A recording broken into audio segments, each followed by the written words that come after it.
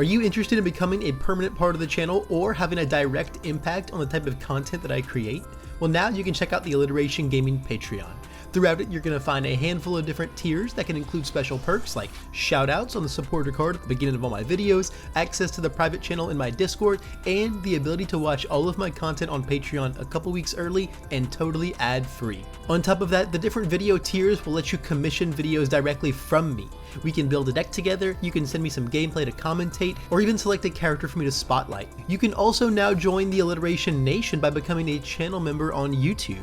Pledging your subscription here is going to grant you a same spot on that supporter card and access to that same Discord channel, as well as hook you up with a member's badge that levels up and access to emotes when I stream on YouTube. I'm going to have the Patreon link down below to check out, and the Discord should you want to join that. And if you want to become a channel member, the join button is what you want to hit.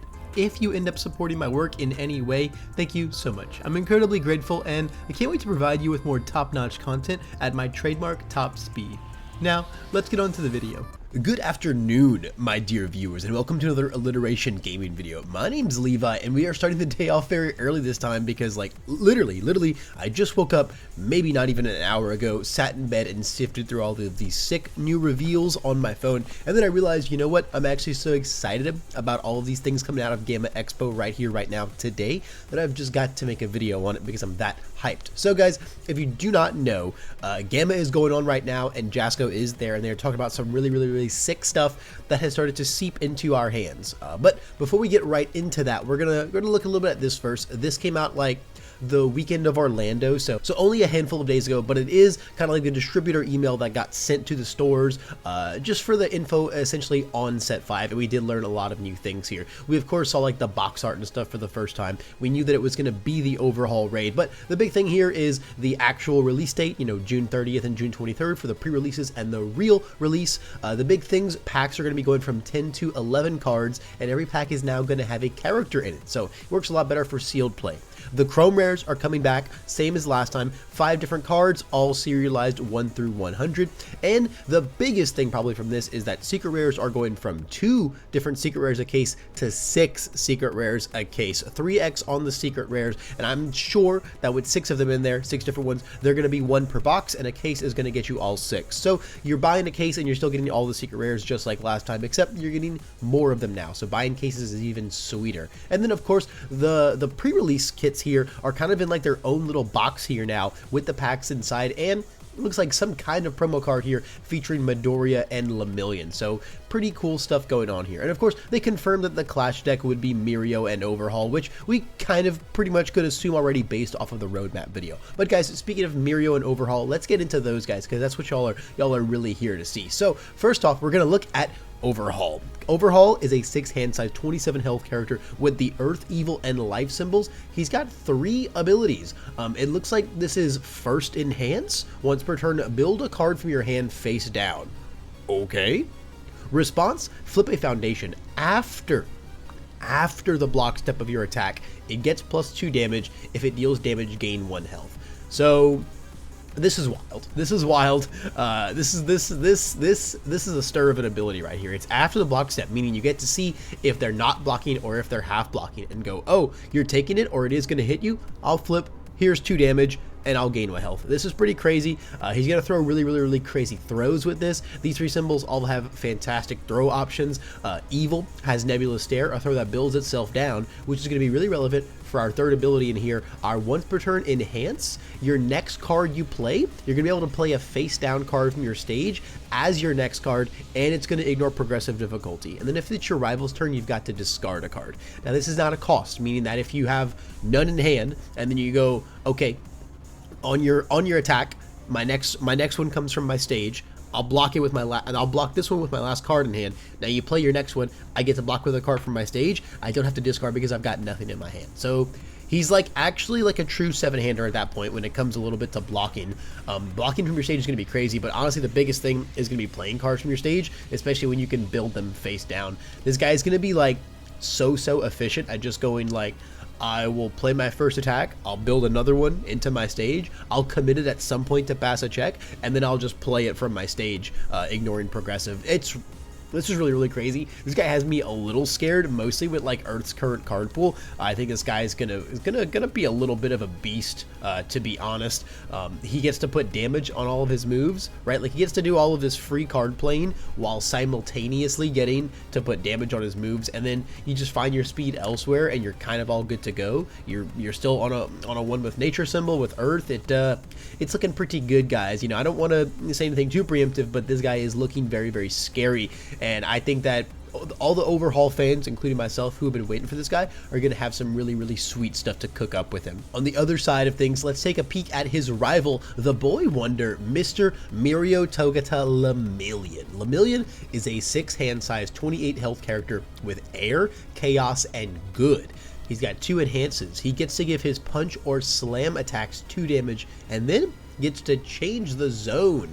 Now, there were so many ways that they could like choose to reflect his permeation quirk. Some people were saying like, what if he gets to make like small unblockable attacks? What if he makes everything flash attacks? You know, what like there's, you know, what if he's more all about like card pool movement because he's, you know, permeating back and forth through the ground and stuff. There were so many ways they could do it.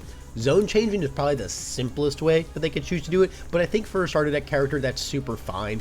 And this is definitely not the most interesting ability in the world, but your moves just having 2 damage as 6 hand size aggro, and then you get to be like, you get to do like your best Sero impression just without the like crazy punishment for half blocking. That's like super duper fine. And then he does get to say enhance, commit, discard 1 momentum, reduce this attack's damage to 0. This is really good, man. Obviously, it is an enhance, so if you want to like truly zero out their attack, you're gonna have to play around stuff a little bit, right? You're gonna have to make sure there's not like a tight lip or a self-sacrifice or, you know, a 1 with nature, things like that on board, because obviously you really want it to stay at 0, not hit you at all, not getting the momentum, that type of stuff.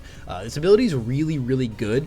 I think this character is super solid. I think he's a little boring. I think this guy is a little simple, but he is a starter deck character, even though like it's kind of a bad comparison because Overhaul's like got a ton of things going on. Like they went all out when it came to like he's moving the ground and playing cards and transmuting things. Like they reflected Overhaul's quirk very well in his character card, but not in a simple manner at all. Mirio, they went a very simple route with, but I think it's okay. My first thought from this guy is that he's gonna be pretty weak to momentum hate. He does have air and chaos, which are pretty good momentum ramping symbols, but what are really the punches and slams on those symbols is kind of the issue, right? Like, I mean, Valiant Assault is an air card as well, right? And you do have double jab if you can, you know, like actually find the issue will be finding like other things to go along with those. If you can make like a not scuffed looking punch package on air or chaos, this guy's going to feel really good. If you only really get to play him on the good symbol, all right, then he's not going to feel as fantastic because you're not really going to have all of that free momentum. It's going to be a lot harder to get your enhance off. But either way, his whole kit is coming still too, right? Like his entire kit is coming along, so it's very possible that we'll be able to make some pretty efficient, not scuffed punch decks on all 3 of these symbols and get a lot of use out of our momentum. Mirio feels like a super solid character. Next up, we are going to take a look at his best buddy, his little bro here, Mr. Tamaki Amajiki Sun Eater himself. This guy making Levi very happy. A 7 hand size character with 20 health, also has the air and chaos symbols just like his bud, and then of course he's got the water symbol because he's Noctopus. This guy is a little spooky, guys. At the start of your end phase, you may add 1 attack from your card pool to your momentum face up. So whether it dealt damage or not, you're going to get to stick something that you played face up into your momentum. You're going to get to eat that up face up as well. And then he's got 2 enhances. A once per turn that gives plus X or minus X damage, where X is the number of face-up momentum plus 2. So you're going to want to stack up your face-up momentum.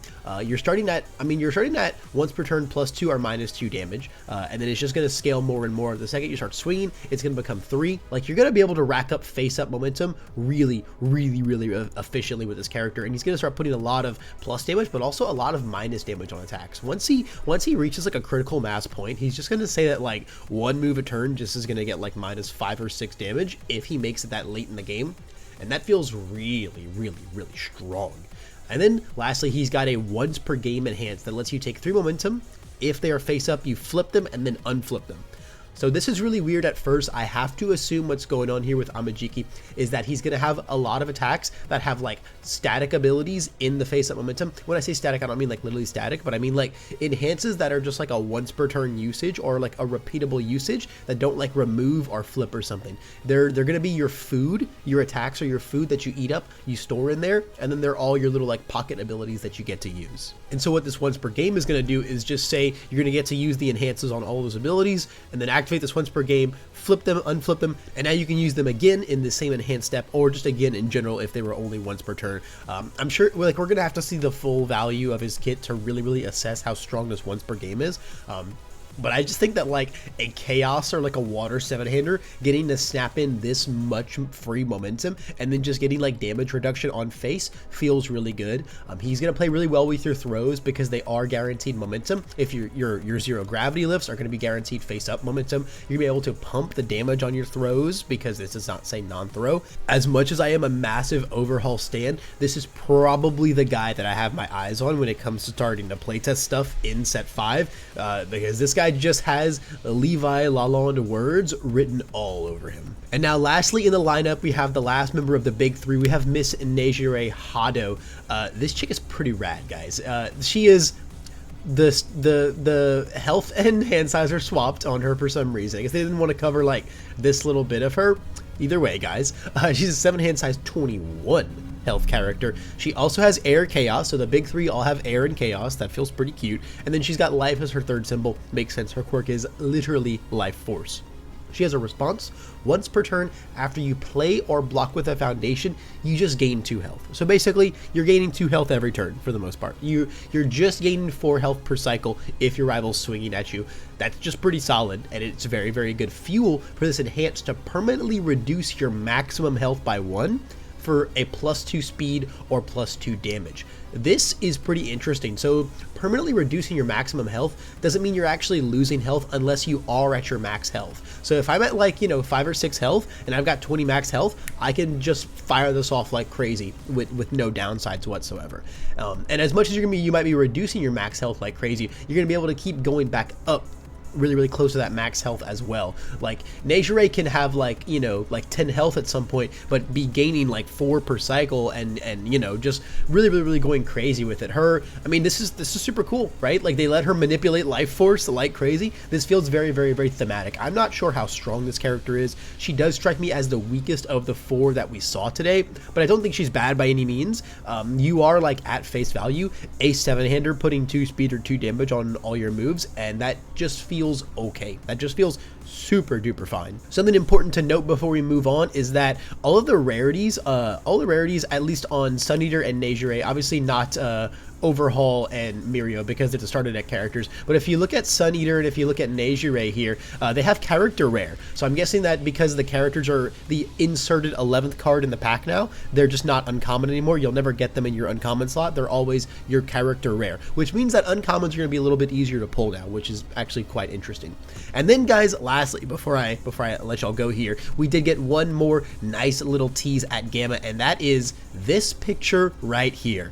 Q4 2023 Jet Bird featuring #1 Endeavor, Hawks, and the high-end Nomu. This is set 6, baby. I am unbelievably excited for this. Oh my god. One of my biggest gripes with this game so far is, as a huge Endeavor stan, I felt like they really didn't do the #1 Endeavor style thing justice. With the starter deck, that was like the character is #1 Endeavor, but the cards aren't except for a couple of them. It felt very weird, but it looks like they are finally going to do proper justice to this iteration of the character and to this fight, and of course simultaneously bring in my favorite boy, my man, Hawks, coming in alongside with the high-end Nomu as well. This whole fight is going to get so much love in this set based on this cover image, and I could not be more pumped. One of my biggest fears was that Hawks was going to be like a random promo character or something like that until the war arc came up. Like, it feels like it would be like a crazy bad marketing move to not make a full kit for Hawks, right, in like the second he shows up.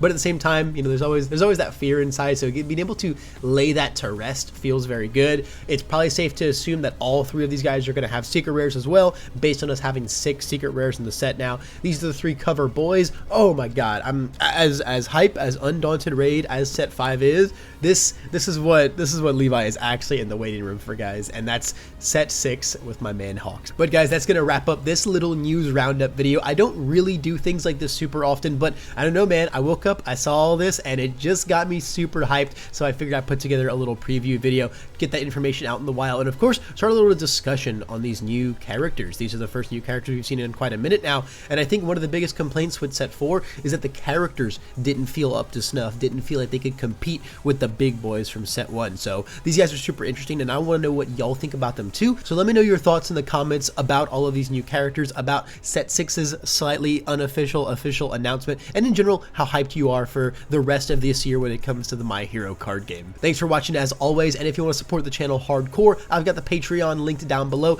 and you can also become a channel member to throw even more support my way. Above all else though, thanks just for making it to the end of this video. That's all the time I've got, but I hope I can see you in the next one.